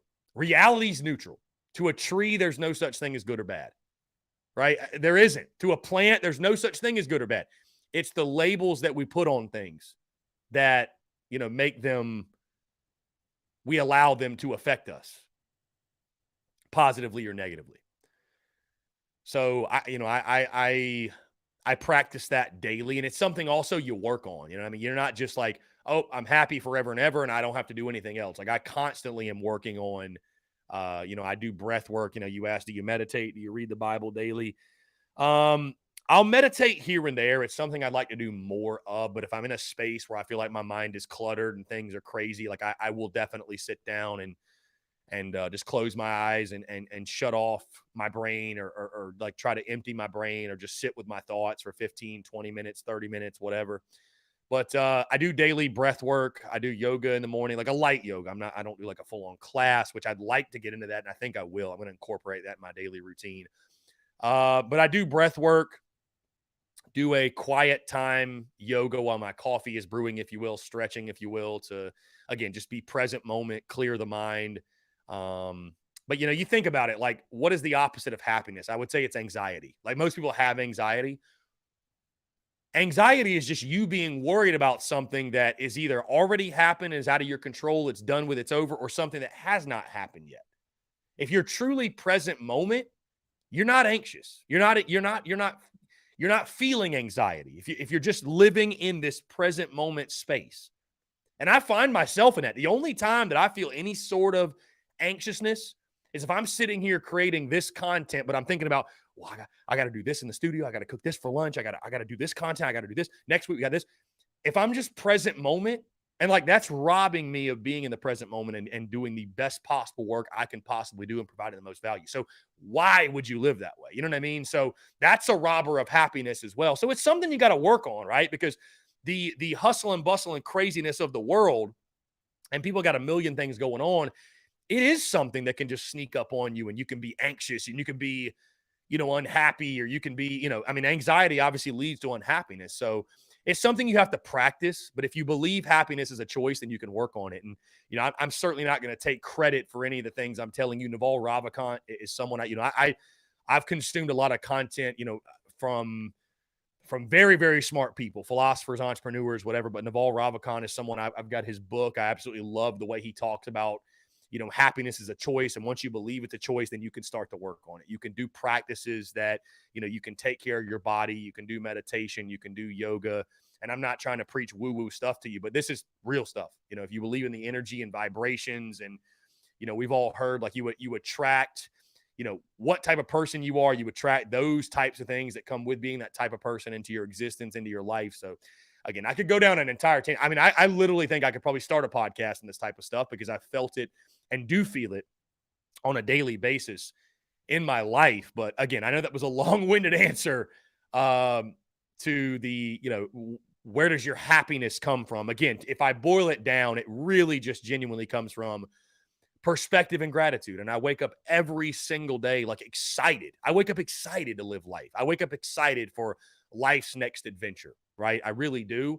And I'm very blessed to say so, because I know that, keeping perspective, again, there's a lot of people that maybe don't have that opportunity, or I've been in that spot, man. I've been frustrated. I've been in the corporate world. I've been in the cube. I've been miserable flat out. I was not someone who wanted to answer to authority in that way. I didn't want to drink the Kool-Aid. I didn't want to do things I didn't want to do. I didn't want to lease my time, to rent out my time to someone else. I don't like being told what I can and can't do. I like to do what I like to do. You know what I mean? So, my number one priority in life is freedom. It's freedom, man. Bottom line.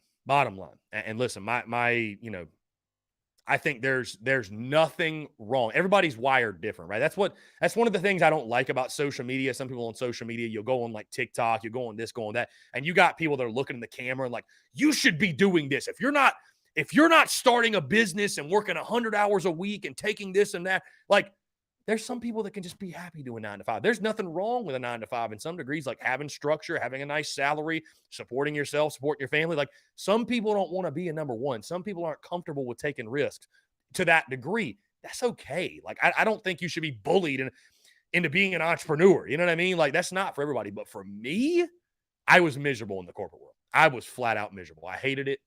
I just was somebody, man, like growing up, I always loved doing things that moved me, you know what I mean? Like, inspired me, that I was passionate about, you know what I'm saying? Like, that's why I chose to play baseball over golf, for example, because I was passionate about baseball. I love golf. I love it, but I was passionate about the process. That was the difference. I was passionate about the process, going to the field, going to the workouts, everything. I lived it. And that's exactly how I feel about business as well. Hey, let's jump to the phone lines here. Call from Austin. Austin, what's up, man? How are you? Hey, I'm good. How about you, bud? I'm doing fantastic, man. Appreciate you asking. What's up? I got one question. I'll jump off here. Where do you realistically see our football program at the end of the year in 2025? 2025. It's it's tough to project realistically because of the transfer portal, recruiting, whatever. I'd like to think by end of year 2025, though, we're winning double-digit games. I'll just say that. Do we win an SEC? I have no idea. I have no clue.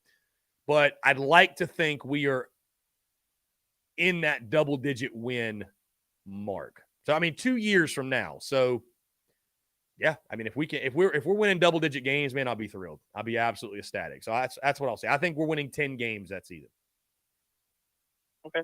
Sounds good. Thank you, buddy. Have a good day. Austin, I appreciate it, man. Thank you so much. Yeah, it's a tough one to answer, but we all like to think that beer ball to the moon, we're on the up and up, and yeah. So, Luke RJ, let's say only 3 pitchers see an appearance in game 1. Well, Will Sanders is the starter, but who is the setup man in the 7th and 8th, and who's the closer? Yeah, so of course Sanders will go. I think it looks like Cade Austin is going to be the first guy to the pin. I think and Luke RJ, to your point, I think that some of it will have to do with like what the score is. If it's 7-0 Carolina, we might not throw our best guy. We don't have to throw Cade Austin. I mean, we have so many options, right? We could throw Dylan Askew. We could throw Austin Williamson. We could throw James Hicks. He's good to go. I mean, there's a number of guys, but let's say it's a tight ball game. I think Cade Austin's going to be your first guy out of the pen.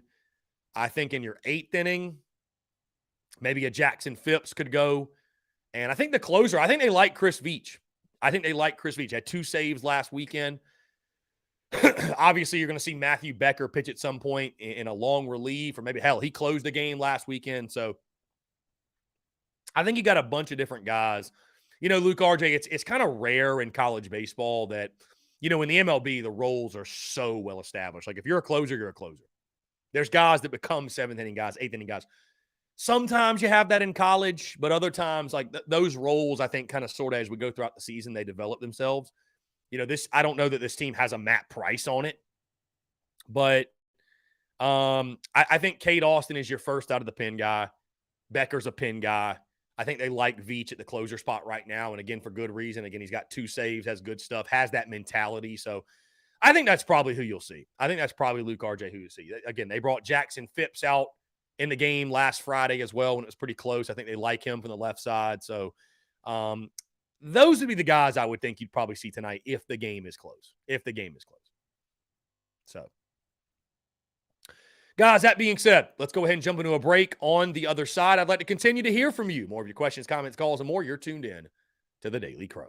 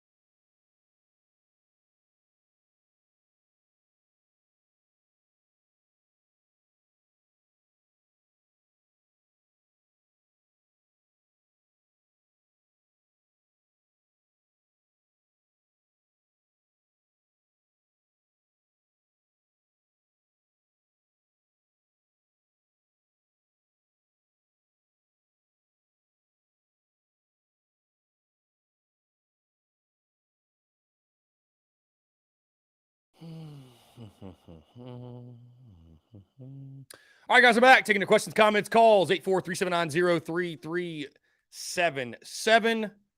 That's 843-790-3377. How about this quote coming from yesterday's media availability? Didn't even see it.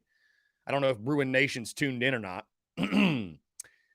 Trey Knox said Lenoris Sellers might have the strongest arm on the team. Quote, he flicks his wrist and it's going 60 yards. Okay. How about it? The Lenoris Sellers hype has officially started.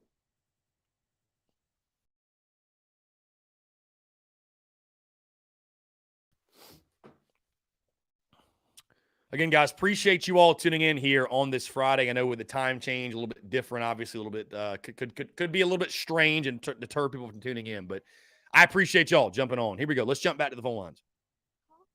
Dalton. Dalton, what's up, man? How are you? I'm doing all right. How are you doing? I am doing fantastic, my friend. I appreciate you asking. What's going on? That's great. So, as you have seen, I posted in the Discord that I'm on a bit of a gambling run right now. I made $300 yesterday. I did My see question is, tonight we're going into this game as minus 110. Is basically even money on both sides. How much money should I risk on the money line tonight on Carolina? As much as you're comfortable with losing, I'll just put it that way. I mean, I love the bet. I think it's a lock. I think South Carolina. I'd be absolutely shocked if Will Sanders did not get the dub tonight. I'd be shocked. I can't believe those are the odds, to be honest with you. I know it's at their place, but I mean, that to me doesn't even make a bit of difference, to be honest with you. So I think you're however much you want to throw on it, my guy. I think you're I think you're in a good spot. So over under the total. What do you think about the total? Over under 11 for the game what tonight. Are you taking? Yes. You know, it's interesting because the wind's going to be blowing hard at Doug Kingsmore. I don't know if it's going to be blowing out or that would be really useful information. I'd probably go under. I mean, are we going to score? Yes, but I think we're going to shut them down. Like I think if I had to predict tonight, I mean, here's the thing: 11. Could I see it being a 9-2 ball game? For sure, I could. I'll go. I think tonight it'll be something around like 7-2, something like that. I don't know that it hits 9. I mean, I think it's more likely it goes under than over. Let me say that because I think our pitching is going to dominate. So unless we score 10 or 11 runs, it may not get there. You know what I mean? Yeah, I mean, I with the metal bats, it's just hard to take the under on any game in college, personally. But at the same time, I mean, I don't know what the pitching situation for Clemson is, but I mean, we've got our best pitcher tonight, presumably. So I would tend to goes up to 11 as well. But it was just insane to me that we're the quote unquote underdog. I mean, when you look at it, minus 110 to minus 20, there's basically no difference in those lines. So, you know, I don't know that you can really say that we're the underdog. But that was kind of interesting to me that was the actual line on the book. Another question is right now the women are minus 190 to win the NCAA tournament. Are you taking it? Oh yeah.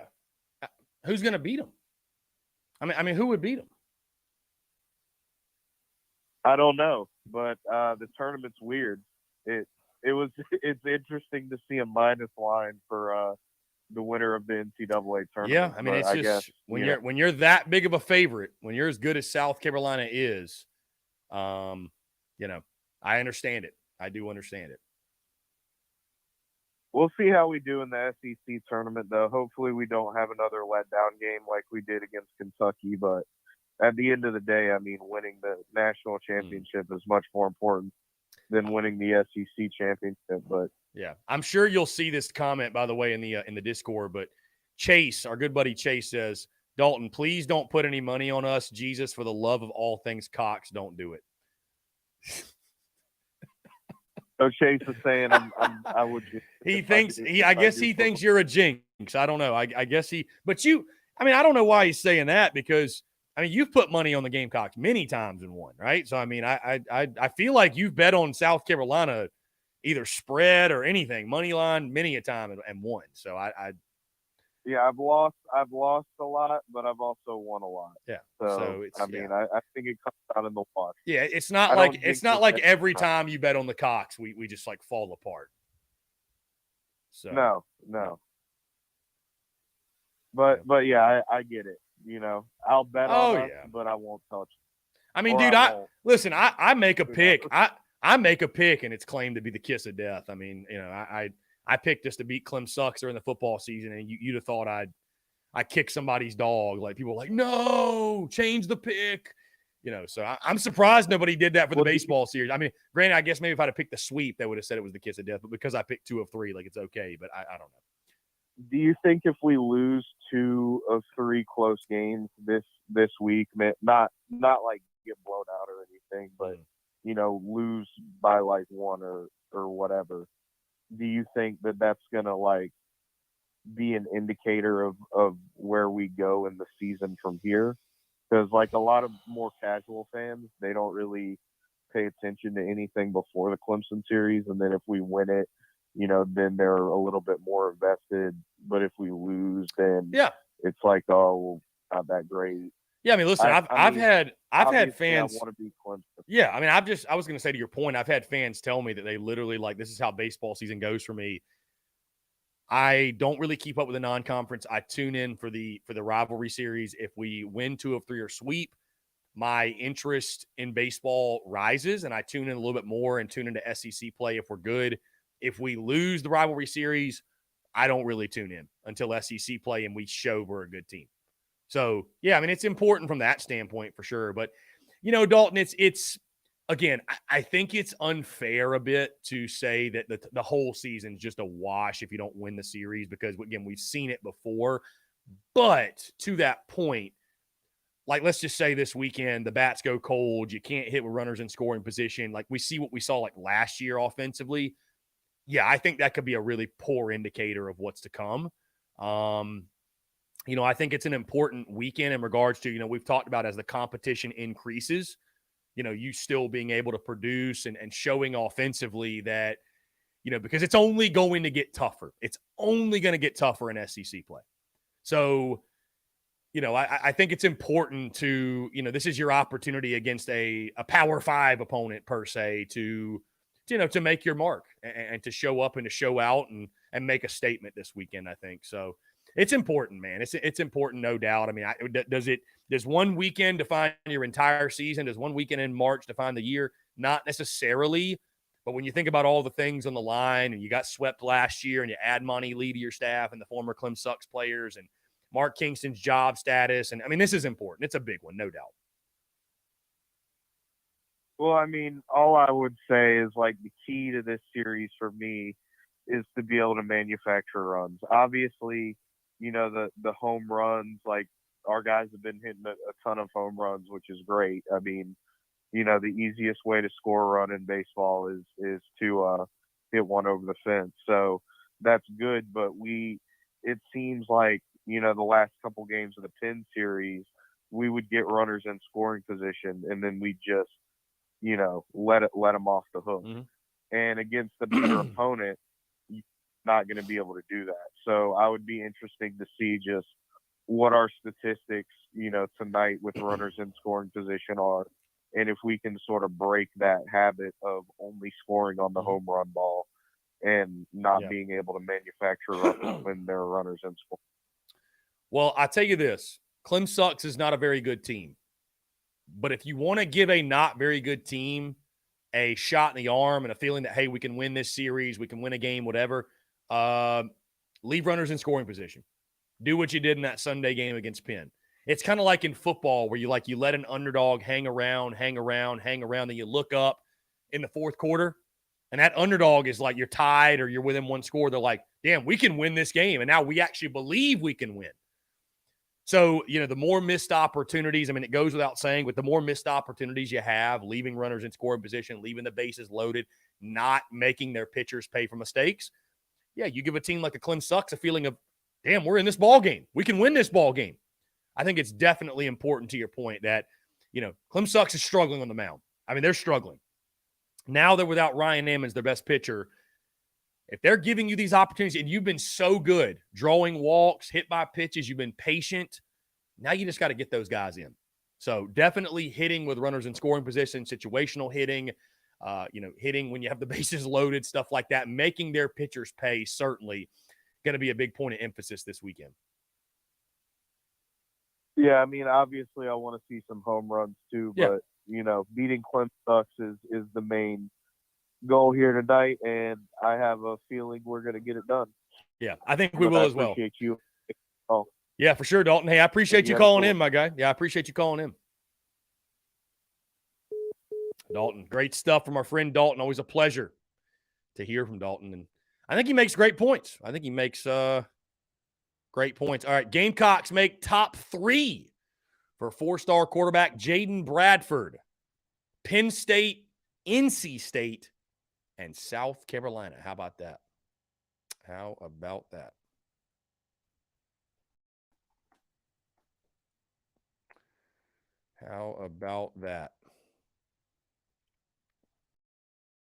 Jaden Bradford also follows us on Twitter. So is that a good sign?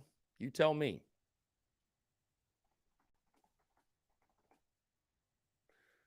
Let's see. He's 2024, right? Let's see. 2024 4-star quarterback. Yes. Gamecocks just keep on keeping on the recruiting trail.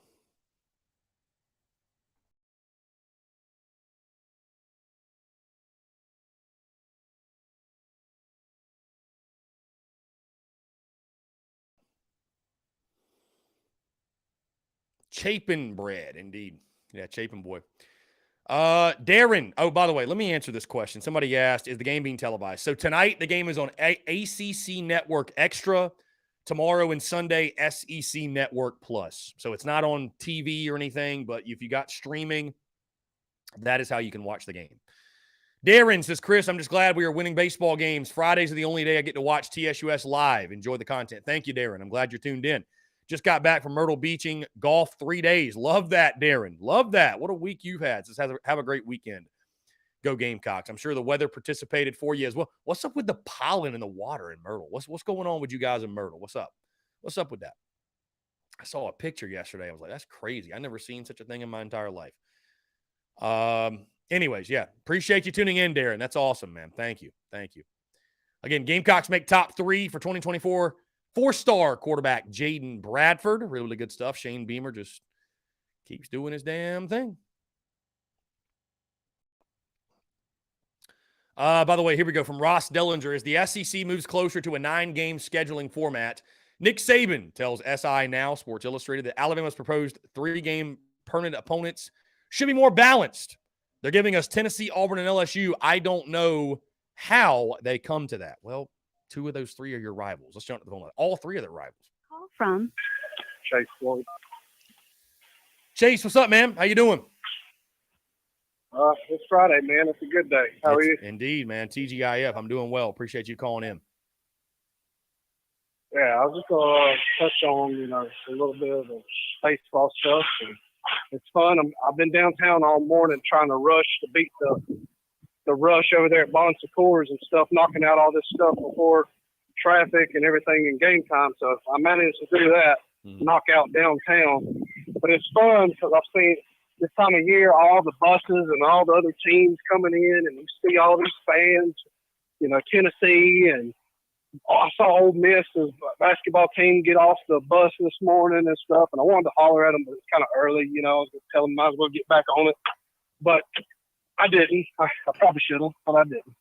But, it's fun because you see all these fans walking around heading towards the arena, and I'm just like, it feels good to be good knowing now there's a 99.9% chance that all these other fan bases are going to leave here disappointed. It's good to be good in something that all these people in town today over the weekend are going to leave empty-handed and upset. So that's what I want to say about the women's basketball team. Go Cox! They're going to handle business with that dynasty that they're building over there. Oh yeah. So that's always cool. And I was just giving Dalton a hard time. I know during the Super Bowl weekend and stuff, that was the last time I think I've actually talked to him, on Discord, the voice channels and stuff. I know that was a hard weekend for him. And for me personally, every time I feel like I've bet Carolina, we've lost. So that was just me really speaking from my inner self, talking, because I'm not doing it. I've won plenty of money on betting, but it seems like every time I think it's an easy win for us, I don't do it. So that was just me really talking to myself on there. But the baseball series, I'm like you. I think we would take 2 of 3. I think it's really possible we do sweep. That's what obviously you want to happen. But my only concern, I know you said you feel like every advantage it points to us, and on paper it really does. But my only concern, and I don't know if it's because I've read too many Panic Ritter comments this morning, or what. And I wouldn't say I'm panicking, but I would just say, like you said, and what Dalton's kind of echoed, the Power 5, competition. This is a rivalry series. It's a big one for Mark Kingston, his job status. This is a big check mark for him going for this season. So that's going to be a stress level. If he shows it on the field, I think Monty Lee being here definitely helps. And I didn't realize Monty Lee had a 14-8 record at Clemson against Carolina. So he had a lot more success than I thought against us while he was over there. So I thought that was an interesting point. But him being in the dugout is obviously helping us. So hopefully that that storyline is all pregame, and once it's time for first pitch, all that doesn't matter anymore. And I'm pretty sure I don't think Clemson's going to handle him or give him too much hell, because overall he had a lot of success while he was there against us. But my only concern is, like I said, is the schedule. I know you've gave Penn a lot of credit, and I'm not on Luke RJ's level either of saying that they shouldn't. But it's just like, I know a lot of people were projected to let them finish 5th in the Ivy League, and then I know like Queens is scheduled 14th in their league, whatever that. So it's just like their competition that Clemson's played so far has been a little bit better. I mean, we think we both, I can agree that Upstate is a legit team. And then UCF, I don't know what they're projected, but they're like 7-1 or whatever at this point, 8-1 after that sweep. So they look to be pretty strong. So I'm just saying that's the only thing, is that have we really been battle tested? You can't help who you play. I know that. And I'm grateful to be where we're at, obviously. I'm not complaining about that, but this is a step up in competition, even though all the eggs look to be in this basket. But like you said many times, this is baseball. You never know what could happen. But them losing a pitcher tonight obviously helps. And like I said, I don't think we lose the series, but it does make me have a little bit of a yellow flag, not a red flag, but a yellow flag to the series, just because the competition being stepped up and it being a rivalry series, and Mark Kingston's job status. It does it all right on this, but it's a big check mark or an X on his resume for this season. It really is. No, it is. So I'm just interested to see if how all that plays out over the weekend. And do you think that's, am I crazy for thinking that, it could, that being a concern? I think quality of opponents. Yeah, I think Clem Sucks' non-conference schedule is definitely tougher than ours. That's what I literally mentioned that in the preseason, that like they've got a lot of like intriguing midweek games. UCF in a 3-game series. I will say UCF was picked to finish 2nd in the AAC behind East Carolina, who I literally picked them to go to Omaha in the preseason. Yeah, so we know East Carolina. Yeah, so UCF's pretty good. D1 baseball picked them as a projected regional team. I will say, by the way, Penn was picked to finish 2nd in the Ivy League, not 5th. So so they were picked to finish behind Columbia, who's kind of the cream of the crop. Went to the postseason last year. We're in the regionals. But I will say this. I would say, how do you compare the talent between Penn and Clem Sucks? And I know that a guy there's some folks out there that it's hard to wrap your brain around how a team like Penn could have as much talent as a Clem Sucks. And do I think Clem Sucks is probably deeper? Sure, but like I would take Penn to take 2 of 3 from Clem Sucks right now, easily, maybe sweep. Like those arms we saw. I mean, there were guys that were going to Virginia Tech, going to Duke. Like we saw legit. Right. I think we saw better pitching last weekend than we're going to see this weekend. I'm confident in saying that. Yeah. I really do. Good. I hope so. I mean, I really. and I don't and think I'll I take your don't word think for it. I don't think Clem Sucks is rolling out a guy on Sunday throwing 95. I don't think so. I mean, Right. I don't give a damn what league you're in. Their Friday guy was picked to be the pitcher of the year in the conference. So like, I don't give a damn what league Right. you're in. That's like they had some dudes on the mound. They had some dudes. I don't care. Again, if you can't wrap your brain around that, then go count down 182 days till college football season, and we'll catch up with you then. But this is baseball, and it's just not the Right. same, dude. So there's good players everywhere. Right. Oh, okay. Well, I mean, that's basically all. But I got to your point, I'll say this: I'm confident. I'm not overconfident in the sense of that. Right. I know it's baseball, and I know weird things can happen, and all it takes is one weekend to completely flip a narrative, and all it takes is, this guy they're throwing tonight, he's got whatever. Everybody's got a chip on their shoulder, but all it takes is he shoves or they get hot, we get cold, and what do you know? The Tigers win 2 of 3. So, like, it's crazier. I mean, Right. Crazy things. You have to expect the unexpected in baseball. I think it's going to be a very close competitive series. I'm not really expecting. I do too. I mean, I'd love to be pleasantly surprised and we win, 7-1, 9-2, and 5-0. Yeah, I mean, I'd love to see that. I really would, but I just think because of the rivalry, I think you're going to get the Tigers' best shot. There's just no way they're just going to lay down Me too. and let Carolina No, their just run back's up through against them. the wall. Yeah. Yeah, So their back's up against the wall. yeah, So I think we're going to get their best. Like I said, I think we win, and I honestly see a very good chance we sweep, and that's obviously what I want, and I know you want as well. It's just that was my only little concern, because I know, and I feel like we've left a lot of people on base still in those 9 games, and that kind of concerns me just a little bit, because how long can you depend on the long ball? I know we're number 1 in the country, so even if we take a little drop off in that, yeah, obviously our numbers will still look good after this weekend. Yeah. But it's apples to oranges. It's nothing really big. But I was like, if I was gonna nitpick something, that's my only concern for this weekend, and I think we're gonna be all right either way. But it's a big weekend, not just for like Mark Kingston's job status, but the rivalry series as a whole. Because I mean, they swept us last year, so the big sweet revenge this year if we could turn around and do the same to them. Yeah. That's all I got for you, man. I'm gonna get back off the phone and keep rolling. I'm working, so I'm trying to get done so before all this stuff happens this afternoon. And keep listening to your show. You do a great job, man. Chase, you the man. Yeah, Chase, you the man. I appreciate it, brother. Thank you so much for the call. Great stuff from our guy Chase, the Queen Slayer. Guys, we are going to get one final break here. I know we've got 10 minutes to go. We're going to cut it in half. More of your questions, comments, calls, more on the other side. You're tuned into the Daily Crow.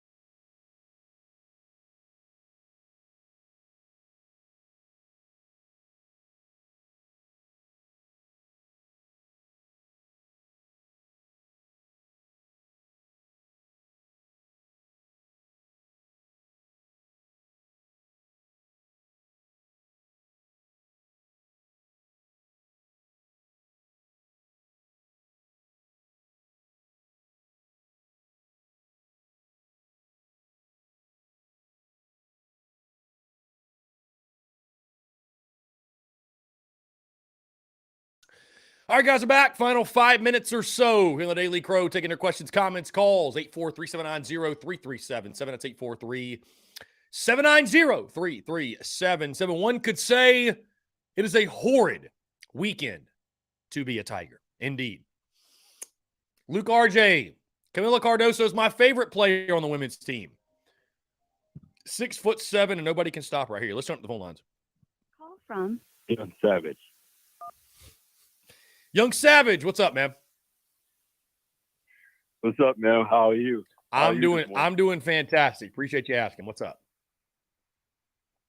Well, I just woke up this morning. At 5 a.m. Just getting ready for this game at 6 at a live stream. And speaking of live stream, I gotta tell you this crazy story what happened last month on the 17th from Opening Day, and I had this feeling about this live stream that I got banned from live stream. And to be honest, be clear, I was missing all those missing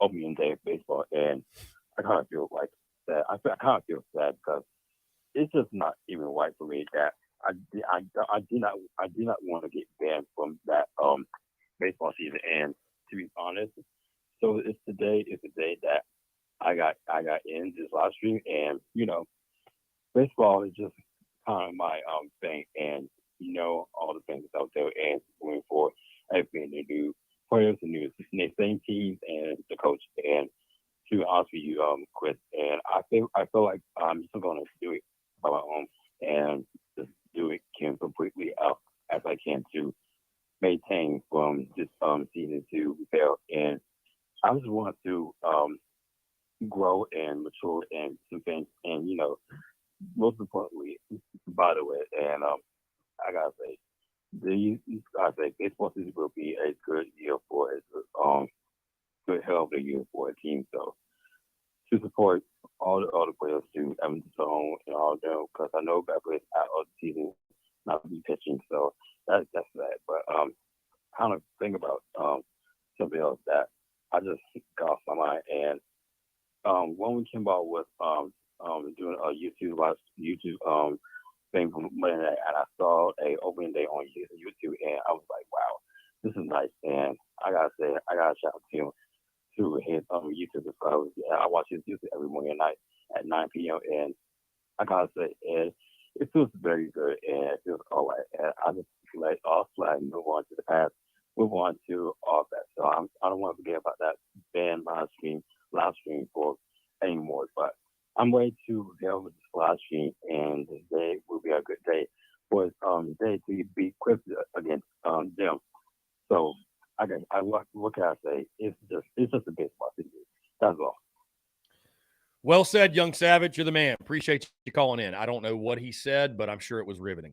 Either way, guys, got a couple minutes to go. Appreciate you all tuning in.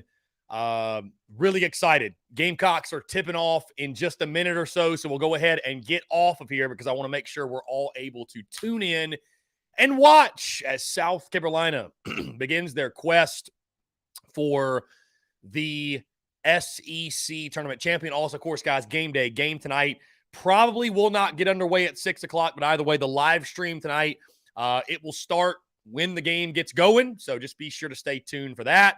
And yeah, guys, again, thank y'all so much. Appreciate you all tuning in. Hey, again, seriously, man, seriously. Y'all allow me to wake up, do what I love to do every day, pursue my passions, my dreams, and I can't say how grateful I am for that enough, man. I'm so grateful for each and every single one of y'all that tunes in, shows love, shows support from the the Daily Crow, the podcast, the merchandise, the social media, man. You guys are the reason TSUS is what it is what it's becoming, and why we continue to grow and flourish and have success. So thank y'all. Truly, man. Thank y'all so much. Appreciate you all tuning in. Thank you for another successful week. Go Cox. Beat Arkansas. Beat Clem sucks. And hey, by the way, to hell with Georgia. Men's basketball. Let's try to figure it out. Either way, guys, thank y'all so much. Appreciate you all tuning in. Have a great weekend. And we will talk to you all on Monday.